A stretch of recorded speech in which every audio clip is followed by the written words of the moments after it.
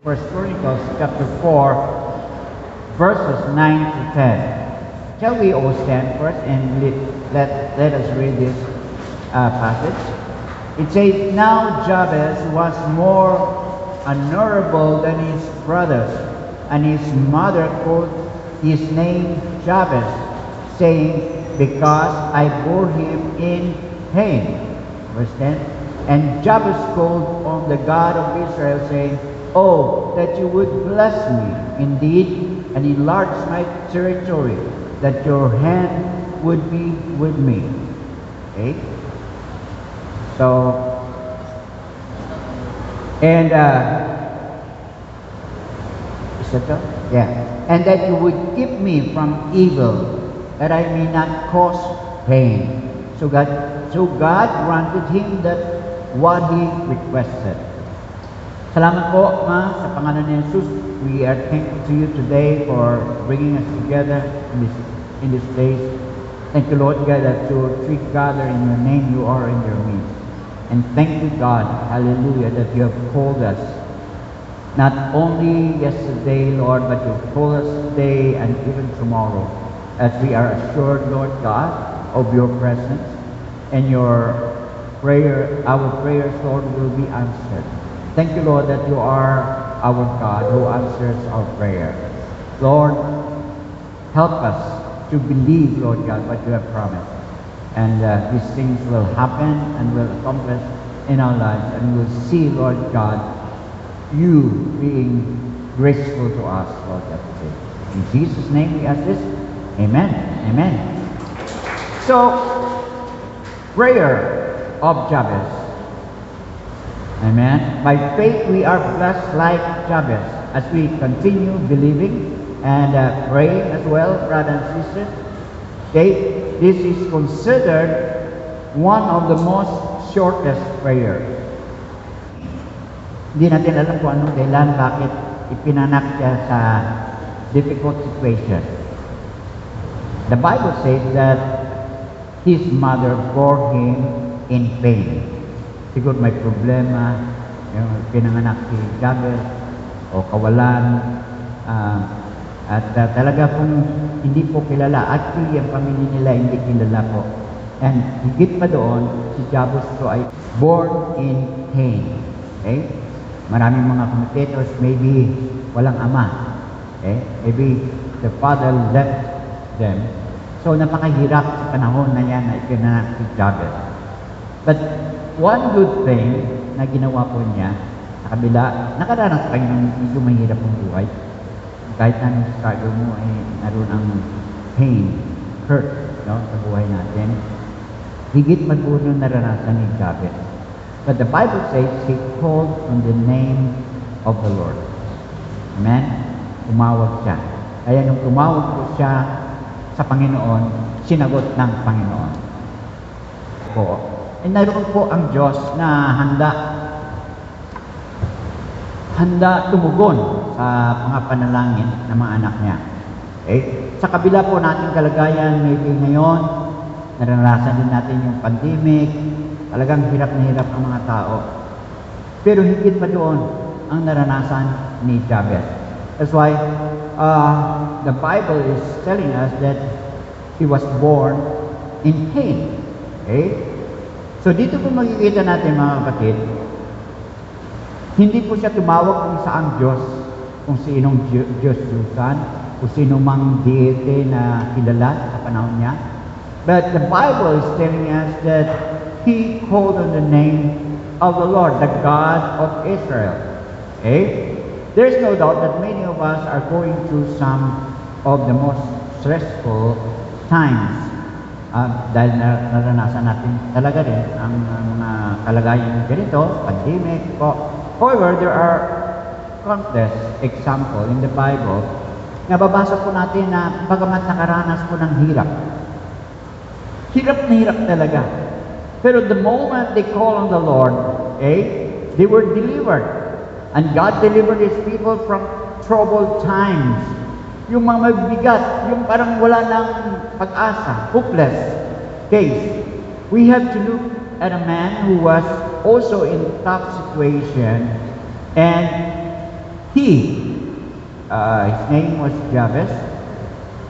Dito po natin makikita kung ano po ang ginawa na. Jabez goes to the God of Israel. Jabez short prayers. Napakaiksi, di ba? Ang verse na ito, ang passage na ito, napakaiksi. And make us aware that God still answers prayer. Huwag natin kalimutan po yun. Hindi ibig sabihin dahil nakaranas tayo ng hirap, ay hindi na tayo mga manalangin. And today, even you are in adversity, talagang grabe ang panahon, grabe ang buhay, grabe ang pamilya, grabe ang mga pagkakitaan, wala. Okay? Misery and difficulties. Sino po nakaranas niya? Nahirap tayo. Ranasan natin lahat. Kahit na anong kayaman, minsan kakaranas ng mga ganyang situation. But even our difficulties will turn into a blessing. Maging pagpapala once we call on the name of the Lord our God. There's no doubt, brothers and sisters, na si Jabez po ay nakaalam, nalaman niya sa kanyang background dahil siya po isang Hudyo. Alam niya kung paano po ang Diyos tumugon sa panalangin ni David, sa panalangin ni Moses, sa panalangin ng mga propeta, even at the edge of death, yung talagang papatayin na ng mga ibang hari o ang mga propeta, mga lingkod ng Diyos. Nung sila po ay tumawag sa Panginoon, they were delivered. So, tingnan po natin ang buhay ni Jabez. Baka sabihin po natin, Pastor, higit pa po dyan. Pero alam niyo, higit talaga. Sinulat niya sa Biblia. Jabez, a man of pain, but he prayed to God. His prayers to God were answered. Okay, mayroon na ba? Yan, praise the Lord. Huh? By faith, we are blessed like Jabez. That Sunday, by faith, we are blessed like Abraham. So, first thing, that the God of Israel would bless him. Ang prayer niya, that the God of Israel would bless him. Sino po tinatawagan natin kung tayo po ay sa difficult situation? Baka po lalapit tayo sa Diyos-Diyusan. Lapit tayo dito, malapit dito. Hindi po pwede. Dahil pag nalalangin ka sa Diyos-Diyusan, lalo po naninibugho ang Diyos. Totoo po yun, mga kapatid. Kahit nasabi mo, in the name of God, nanalangin ako. Pag lumapit ka sa idol o sa mga devote ko, nanibugho po doon ang Diyos. Throughout the Bible po yan. Kasi, He is a jealous God. Hindi po pwedeng may ibang Diyos. Ang sabi ko sa inyo last time, Diyos-Diyusan, kasi maliit na Diyos eh. Pero ang mga tao po nananangan doon kung sa difficult situation. Okay? But, you know, Jabez, as his background, ay tumawag siya sa Diyos ng Israel. That the God of Israel would bless him. Okay? Jabez cried out to the God of Israel. Humiyaw siya, humingi siya ng tulong, umiiyak siya sa Diyos. Kailan ba tayo umiiyak sa Diyos? Na para bang, minsan, parang wala tayo. Kahit yung hindi ang problema, hindi tayo malapit sa Diyos. Okay lang, resilient naman ang mga Pilipino eh. Alam mo ba ninyo, ang Pilipino po ay considered ngayon at ang Pilipinas one of the nations that people look in the world. Why? Kasi mga resilient daw tayo. Kahit na bagyo, kahit na anong tinding problema, ay malampasan natin. Tumatawa pa rin, di ba? At sa smile pa rin. Nasunugan na, katapos lang. Pero makikita mo mga tao dyan, masaya pa rin.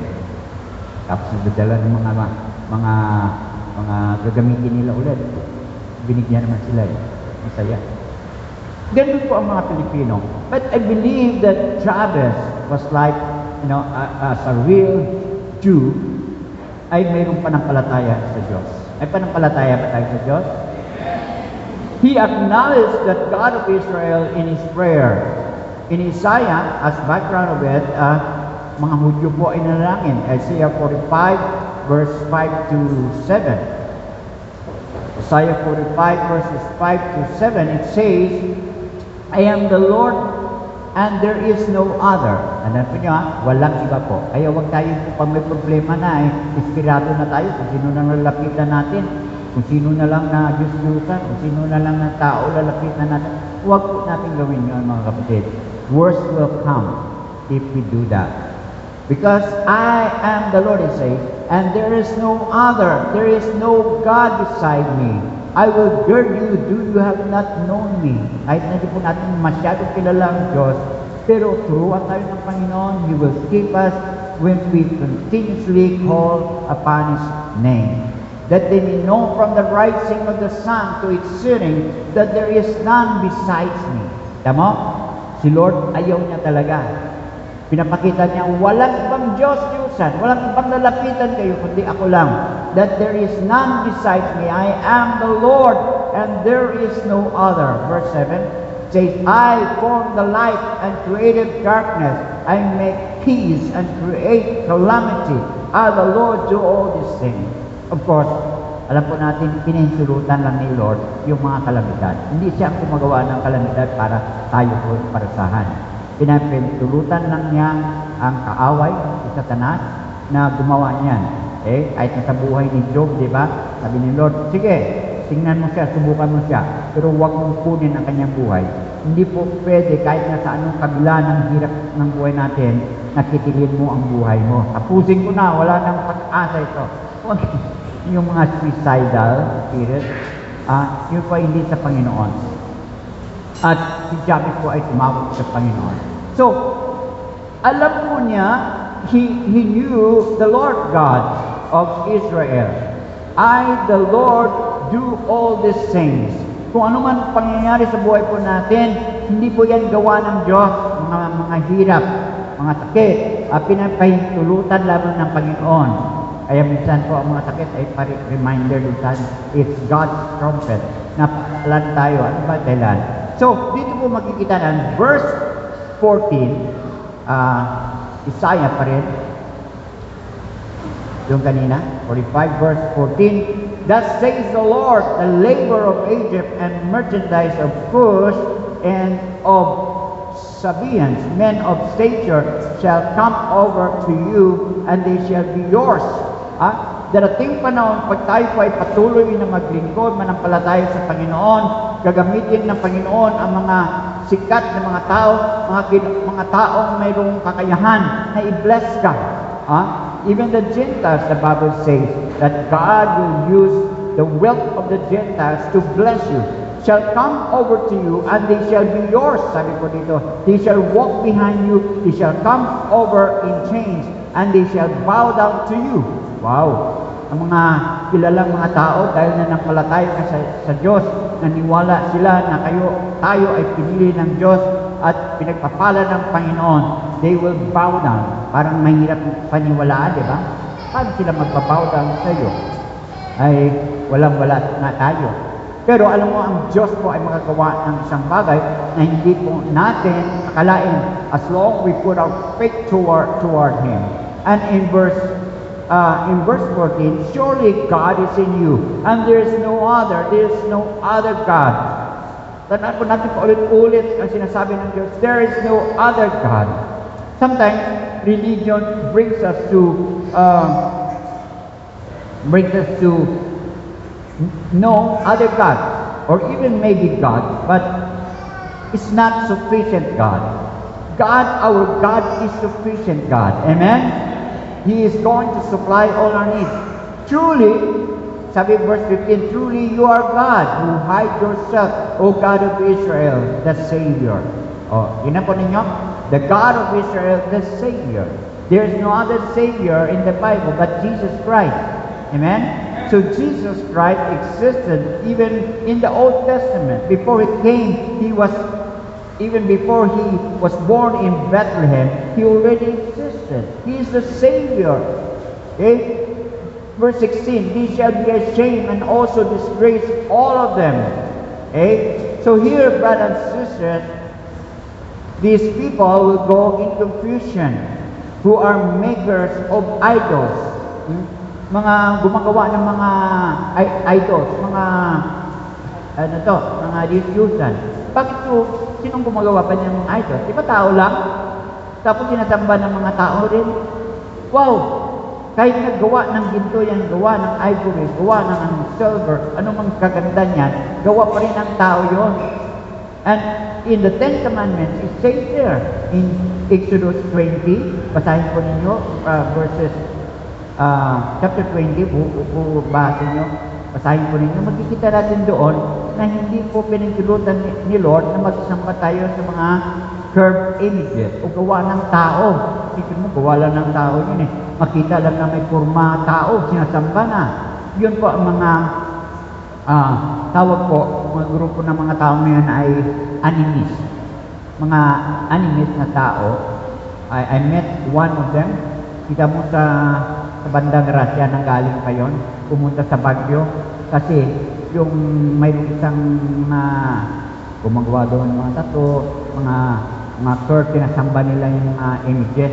Pumunta po siya. Even nature, sumasamba po sila sa mga nature. Kasi niniwala ang mga animist na sa bawat tao, hindi lamang sa tao, kundi hayop, yung bawat plant, bawat bagay sa mundo ay may buhay. Kaya pag sinasamba nila yan, nabibigyan sila ng an energy. So, iba-iba, no? So, hindi naman tayo po gaya kanila. We are Christians, and these people will be confused. Who are makers of idols? Gumagawa ng mga Diyos-Diyusan. Umpisa po natin, huwag po tayo lumapit sa Diyos-Diyusan. Even you are Christians, brothers and sisters, because the curse of the Lord will come into your life, into your family. That's abomination before God. I tell you oftentimes, many times, brothers and sisters, don't do that if you don't want that something will happen in your family. Because God is a jealous God.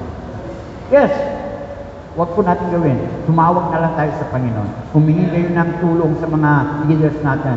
Pag-pray po niyo ako. And God will answer because God is pleased to those who come to Him in faith. For without faith, it is impossible to please God. Sinasabi po doon, Hebrews 11 verse 6. Kaya sa pananampalataya lang, kahit na mahirap, difficult maybe to you to believe God, to put your faith in God because of your situation, difficult situations like Jabez. But Jabez learned something.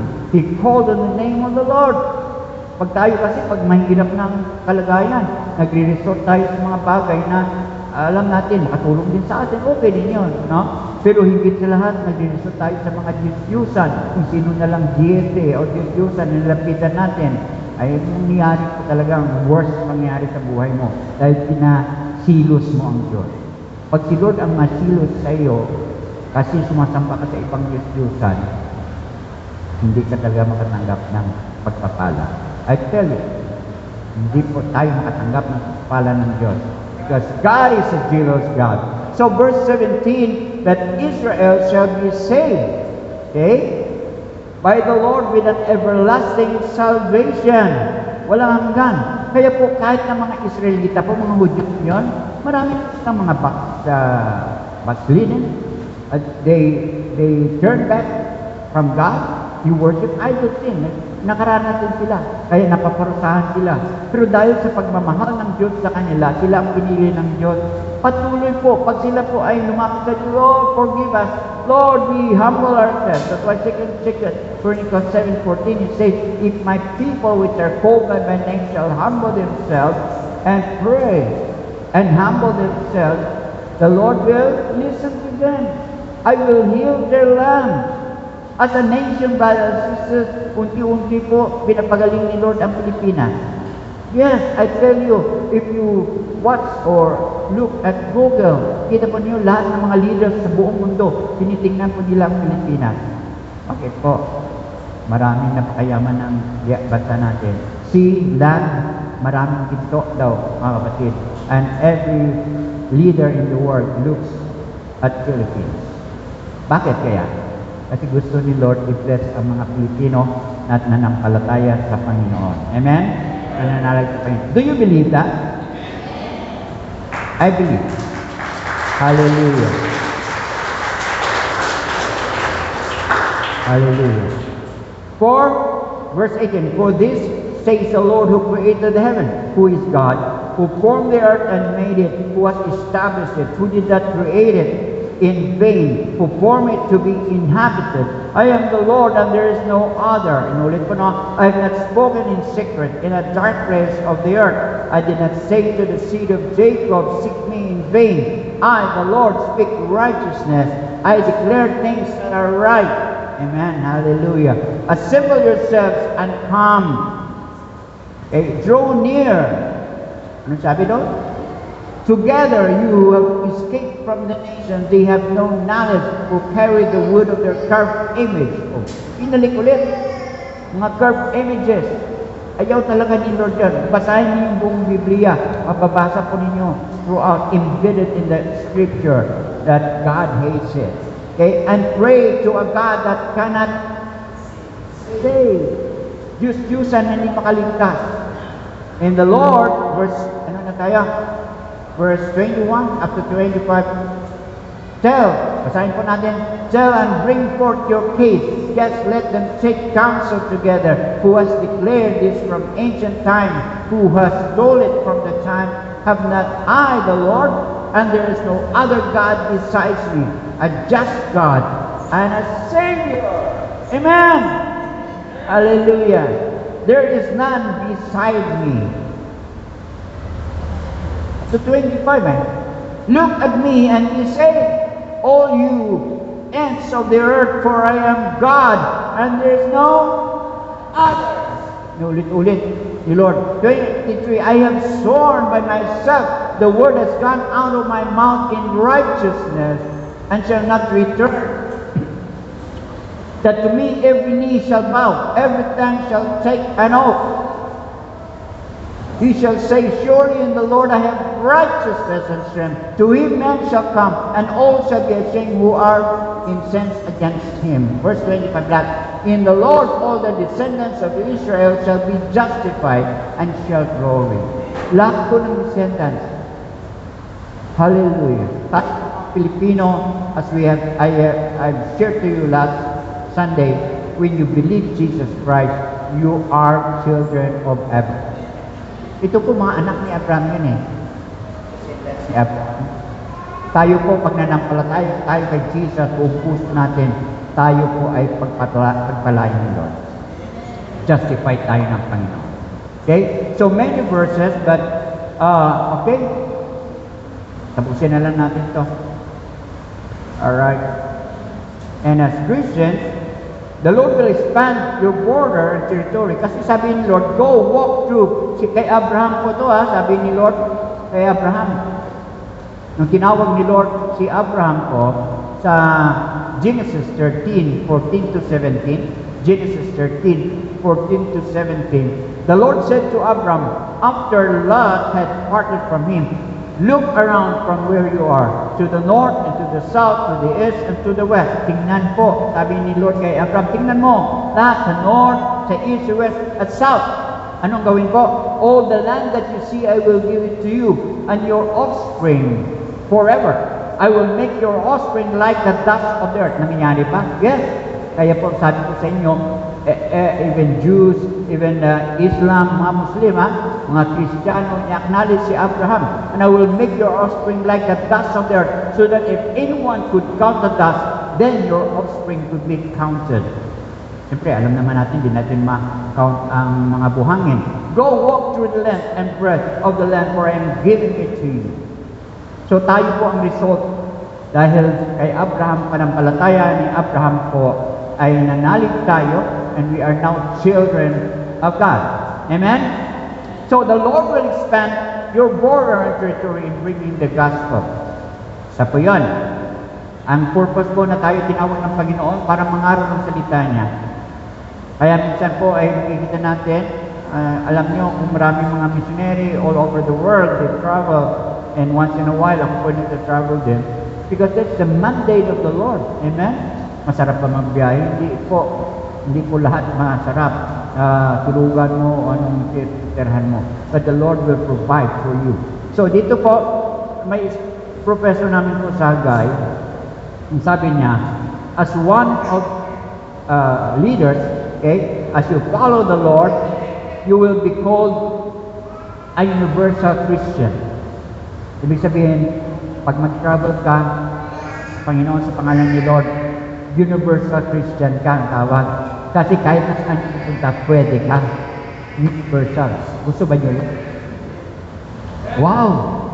Pag mayroon kang kakayahan, ability, mayroon kang marunong ka mag-share tungkol sa Panginoon, the Lord will bring you, the Lord will provide for you, and you will be called universal Christian, yung sabi ng professor natin sa Singapore. God enlarges your territory in bringing the gospel. However, you have to be faithful where you are now. Kailangan itapat ka muna. Saan ka ngayon? Ay, pupunta ka sa abroad, hindi ka matapos dito sa ating lugar. Nagsishare ba tayo? Okay? Nagsishare ba tayo sa mga tao na gusto natin dalhin sa Panginoon? We have to start where we are now, brothers and sisters. Amen? Ganun po. So, however, you have to be faithful where you are now, and eventually, this God will enlarge your territory. Bakit po? Ang panalangin ni Jabez, the Lord, enlarge territory. Mahirap na siya eh. Wala nga siyang naipinanak na siya sa pain, sa hirap, sa sakit. Paano pa i-enlarge ang territory niya? Ibig sabihin po, influence niya. However, sabi ko dito, is God who will enlarge your territory as you pray for it. It was the prayer of Jabez saying, verse 10, no?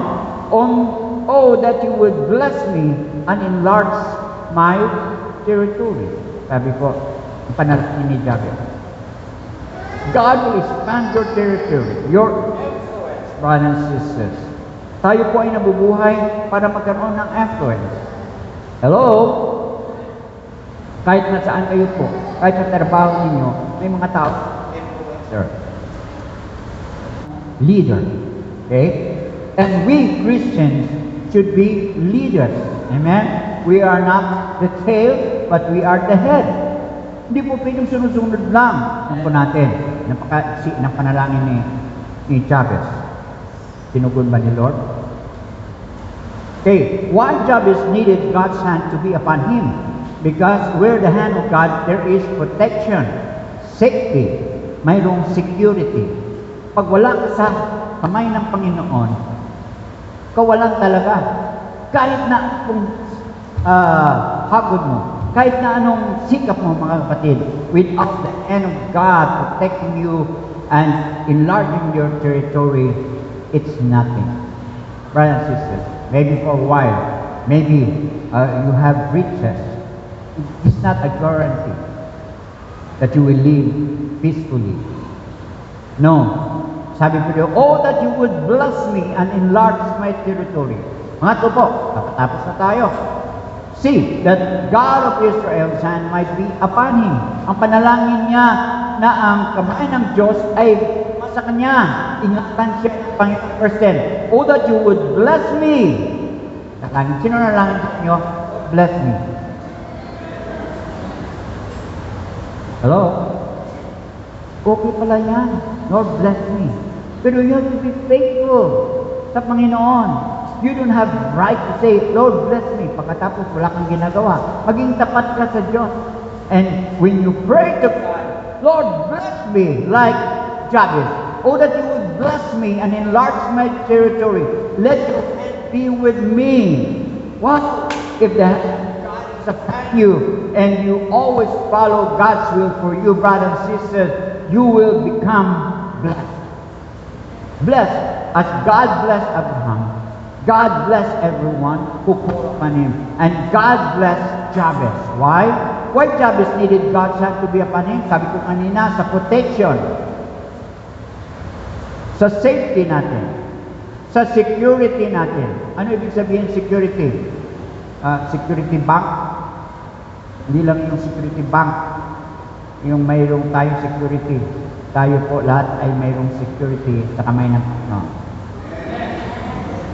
The third prayer, let your hand be with me. Jabez was asking for God to walk with him, guide him and direct him daily, like a father and a son. No? When yung mga tatay, mga anak maliliit, di ba, dinadala, hinahawakan ng kamay. Nung isang araw po, nakita ko sa Manila, kasi ako ay babae, nanay, ay hinawakan yung anak kasi maraming mga sasakyan. kaunting wala ng bata, ay talaga masasagasaan yun. Ganun po ang pag-ingat sa atin ng Panginoon. Amen? So, God will walk with us. And sabi po dito, hand in hand together, don't we all wanted and need that closeness, especially pag tayo po ay sa time ng mga problema. Yung time pa ng pandemic, nanalangin tayo sa Diyos. Amen? Yung iba, yung time ng pandemic, in the name of Jesus! Pandemic! Hindi po nakukuha doon, mga kapatid. Kailangan lang manampalataya ka sa Panginoon. Amen? So, dito po, tapos na yon. Pero marami pa rin mga variants, sinasabi po nila. So, God, we need God to protect us and to have security. Not only last time, but even coming variants that would threaten our lives. Psalm 91, verses 1 to 7. Ano bang sinasabi sa 91? Whoever dwells in the shelter of the Most High, shall abide under the shadow of the Almighty. Manantili po tayo sa shadow ng Diyos, my fortress, my God, in Him I will trust. Ibig sabihin po, yung panampalataya natin ay patuloy kay Lord. Huwag tayong magbitiw. Amen ba? Kasi pag patuloy po tayo, alam niyo mga kapatid, ang mga Israelita, nung sila po ay lumabas sa Egypt, pag araw po, mainit yan. Pero ang Diyos po ay sa kanila, bakit po? Nagpapadala si Lord ng cloud. Kung saan sila, may cloud. Kung lilipat sila dito, may cloud sumusunod sa kanila. It's a symbol of God's presence. Pag kasama mo si Lord, kahit na saan ka punta, protektado ka. Amen? Ang sinasabing protektado ka pag nakakonta. Hindi makaprotect. Ang ating kailangan ay si Lord. Amen? Protektado tayo sa Panginoon. Nanong sabi? He is my refuge and my fortress, my God. Okay? Surely He shall deliver you from the snare of the fowler and from the perilous pestilence. Sige po. Tapusin natin ito yung pa-remind sa atin. Up to 7. Okay? He shall cover you with His feathers, and under His wings you shall take refuge. His truth shall be your shield and buckler. Ingatan ka ng Panginoon parang sa chicks. Alam mo ninyo yung chicks? Yung nagkaroon ng tunog. Inipon niya yung chicken, yung hen. Inipon niya yung mga anak niya. May sunog. Laki ng sunog. Hindi siya makatakbo sa sarili niya, kundi may mga anak siya yung mga chicks niya, di ba? Anong ginawa? Tinipan niya mga chicks niya. So, dumating yung sunog. Anong nasunog? Ang ina, di ba? Pero nung kinuha po ng farmer, ang patay na inahin, lumabas yung mga chicks, buhay na buhay kasi iningatan sila ng kanilang ina. Alam niyo mga kapatid, tayo po ay buhay na buhay ngayon sa panahon natin dahil binigay ni Lord ang buhay niya doon sa krus ng Kalbaryo. Kaya po tayo ay protektado. Amen ba? Hallelujah! Palapakan po natin Panginoon. And you shall not be afraid of the terror by night, nor of the arrow that flies by day. 6, nor of the pestilence, mga pestilence that walks in darkness, nor of the destruction that lays waste at noonday. 7, 1,000 will fall at your side. Marami, no? 1,000. Yung time ng pandemic, 1,000. Pero ano sabi? At your right hand, but it shall not come near you. Time ng pandemic, kahit wala kayo dito, naalaala ng mga leaders ng mga pangalan ninyo. Lord, protect you, Panginoon. Sige. Don't you appreciate what God has done? Amen ba? Kahit na isa, walang namatay po sa mga member dahil sa pandemic. You are protected. Amen? Ganun po. That God had promised. Jabez was indeed praying for protection and safety. And, ano po, hindi lang safety, God will keep us from all pain. That the God of Israel would keep him from harm. Ayun yung pangatlo, wala pa na, tapusin na natin to. Hindi po tayo, pag may dumating sa buhay natin ng mga pagsubok, huwag natin sabihin, sinusubukan ng Diyos. Hindi po nagsusubok ang Diyos sa iyo. Ang Satanas, try niya kung ang panampalataya mo patuloy ka manalig. Ginagamit lang ang mga circumstances sa buhay mo. Pero ang Diyos po, hindi nagbibigay ng temptation. James 1, verses 13 to 15. Huwag natin isipin, ang Diyos naman nagbigay ng problema sa akin. Hindi nagbibigay ang Diyos ng problema. Pinipulutan niya ang problema para matuto tayo. Amen ba? Pagtuturo ni Lord yan. Kahit mga anak natin, tinuturuan natin eh. Okay, ang sabi po dito, when tempted, no one should say, God is tempting me. For God cannot be tempted by evil, nor does He tempt anyone. But each person is tempted when they are dragged away by their own evil desires and enticed. Pag gusto mo isang bagay, patuloy mo yun. Yun po ang mangyari sa inyo, mangyari sa atin, pwede. Wala namang exempted dito na ang kaaway po ay papasok sa buhay ng tao because they continue fulfilling their evil desires and entice. Yung gusto mo, yung hilig mo, kahit na sa panahon ng pagsamba, ito hilig ko kapatid, darating po ang panahon na hindi mo na alam ang tama at saka mali. Dahil nadadrag ka na doon sa mga bagay na yan. Verse 15, then after desirous conceive, yung minimiti ay mapulfill sa buhay mo at yun na lang gusto mo, it gives birth to sin. And sin, when it is full grown, gives birth to death. Mamatay ka sa spiritual na buhay mo. Hindi man physical, kasi buhay pa naman naglalakad ka pa naman nagtatrabaho ka pa naman Pero spiritually, you are dead before God. So, and lastly, Jabez said, keep me from harm so that I will be free from pain.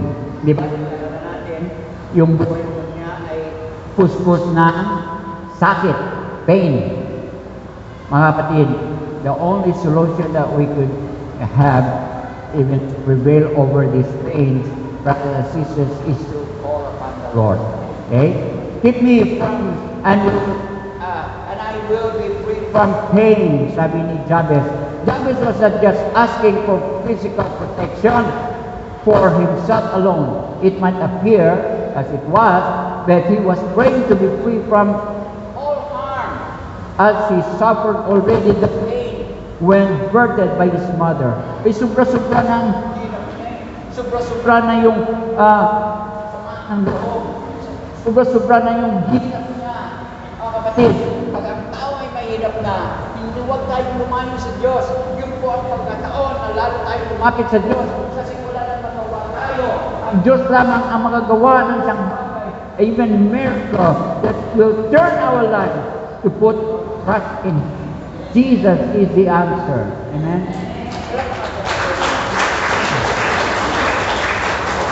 Hallelujah.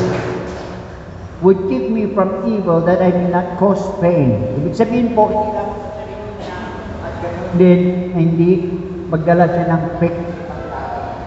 Kasi ang tawag pag-bless, alam niyo mga kapatid, pag-bless ka, you want people to be blessed as well. Huwag lang sa sarili. Sabihin mo, bless na ako. Okay na ito. No.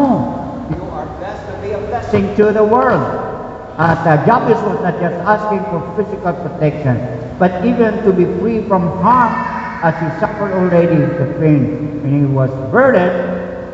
The prayer of Jabez is not a selfish prayer. Hindi po makasarili pala ito. Bakit kaya? But it's a prayer to ease others' burden around him. Sa mga paligid niya, mga tao, na maging magaan din ang buhay nila. Why? Because Jabez was honorable. Tingnan po natin bakit matatawag yung mga tao? Bakit matatawag mo mga tao ay mga honorable? Bakit may Romeo honorable? Yung governor honorable? Bakit tinatawag silang honorable? Hello? Honorable ba mga tao na yan? Kung tingnan mo, actually, mga ugali, minsan hindi honorable, di ba? Bakit tinatawag honorable? Kasi mayroon silang pwedeng magawa na mag-bless ka.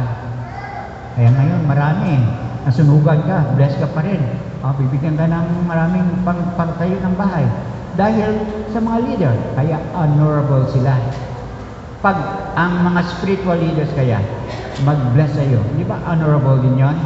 Tingnan mo si Jabez. Si Jabez po ay lumaki sa hirap, sa bitterness, sa pain. Pero ang sabi ng Biblia, nung tumawag siya sa Diyos, na-bless siya at gusto niya i-bless ibang tao.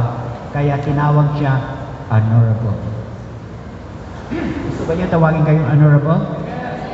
You have to be blessed first and then pray for other people.